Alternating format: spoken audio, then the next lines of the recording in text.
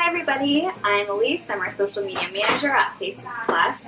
We are a plastic surgery clinic, skincare, and laser center located in La Jolla, California, which if you didn't know is San Diego. So I'm here with our amazing esthetician, Kelly. She's been with us for over 15 years. She is a wealth of knowledge when it comes to skincare, when it comes to clean beauty, and just overall skin health maintenance. She is amazing. So we're gonna ask her some questions today about things that you may not know. And personally, me coming from a place of not a nurse, not an esthetician, I really don't know much about skincare. I have questions for her that I wanted to ask. Yeah, one of the things that we were talking about was Retinol. retinols. Yeah, is a common question, and I love that Elise brought this up because I do think that we have so many patients that come in here and they don't know the difference between a retinol and a Retin A. It can be confusing for people. There's a lot of information out there, so that's why you come in to see us.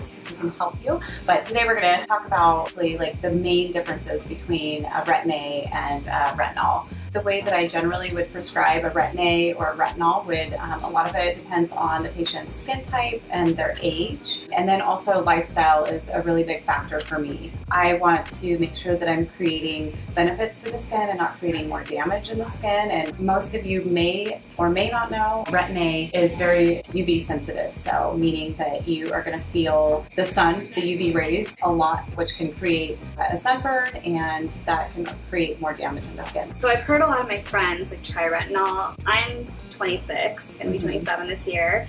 I have pretty normal skin, but I've always kind of wanted to see what a retinol could do for my skin. I know friends that have tried it and they just don't know how to manage it.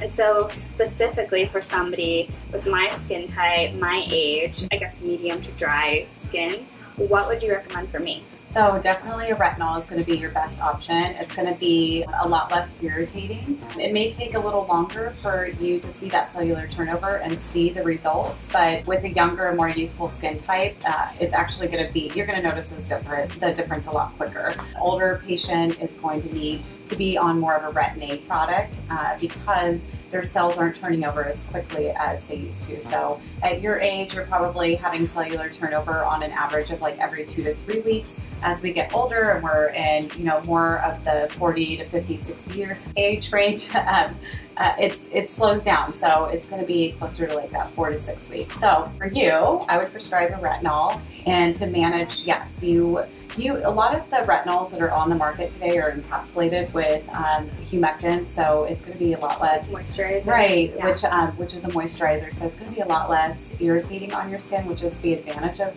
incorporating in a retinol. And I love to add in like a hyaluronic acid gel or a serum as a barrier because it's a topical hydrator. So I'll have my patients cleanse, apply their hyaluronic acid gel or serum, and then they'll apply the retinol on top of it. A lot of them are already encapsulated with like humectants and hydrators so that you don't have that irritation or dryness, that you would have with like a traditional retinol. So retinol is like the baby sister to Retin A, which is like the more pack-a-punch cell turnover serum. Exactly. So order. I know that's like super confusing for every patient that comes in. We give these kits to our patients pre and post surgery. Wash your face, and then you want to use your Retin A's and your retinols, your vitamin A's. You want to use those in the PM. So definitely because of the exposure that we have with the sun throughout the day, you want to make sure that you're using those in the evening, and you can add a moisturizer on top of it if you are somebody that experiences, like you said that you were like more of a normal to dry, so you may experience that dryness. Remember that those are all dead cells, so it's good. We're getting that cellular turnover. So what you're going to see is you're going to see your skin's going to brighten. Like exfoliation is natural and it's good, and you'll notice the benefits of that. Retin A and retinols are a great someone who doesn't really have a skincare regimen, because they're going to notice a difference in their skin like almost immediately. Cool. And then going back to order, you wash your face, so you put on the retinol, or do you put on your humectant, like moisturizer first? So that's really going to depend on the retinol that we prescribe. So if it's encapsulated, then I would, most likely tell my patient that you're just going to cleanse, put your retinol on, and then add a moisturizer on top of it for a little additional moisture. If it's someone that is oily like myself, I would most likely recommend just a cleanse, retinol, and nothing on top.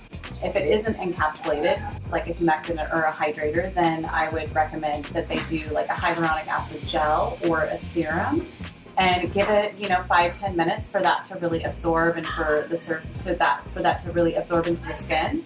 And then it'll act as like a nice hydrating barrier, but it's still going to allow the retinol to absorb into the skin. So they're still going to get the benefits of that retinol without it being super irritating on their skin. So would you say there's a sweet spot age to start with retinols? Yeah, I think late 20s is when we really start to see some of the premature aging, around the eyes and probably in the forehead if somebody uses their, expression in their forehead a lot. So yeah, I would say late 20s, early 30s, definitely you should be incorporating a retinol into your skincare routine. By the time you get into your 40s, you should have already been using a retinol like more regularly in your skincare regimen. You will hopefully have very minimal premature aging at that point. And then once you get into your 50s and 60s, and it's, we're usually at a point where we need to increase that cellular turnover just because naturally things slow down.